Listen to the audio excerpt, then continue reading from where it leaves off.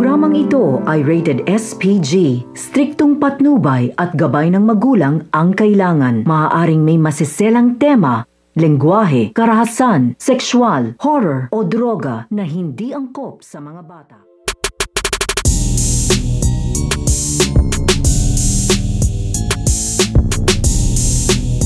Ang bagong magiging kaalyansa at kakampi nito nga si Renato na ito nga si Lucio. Dahil sa ginawa nga ni Lucio at ang kanilang grupo na pagpapasabog dito nga sa mall, ay nabalita nga ito dito nga sa news at nakakuha nga ng idea ito nga si Renato na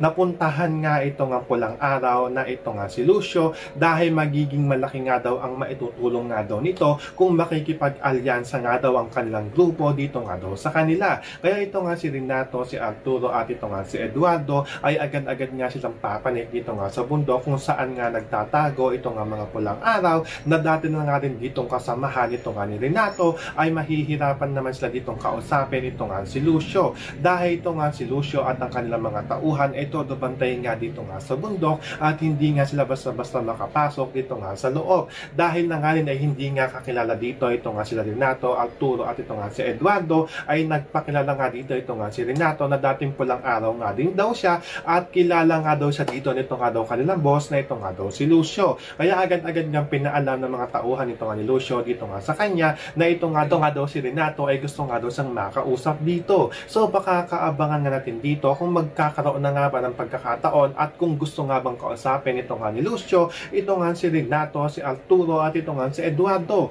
Yan ang ating mga pakakatutukan at pakakaabangan dito nga lang sa FPJs ang probinsyano.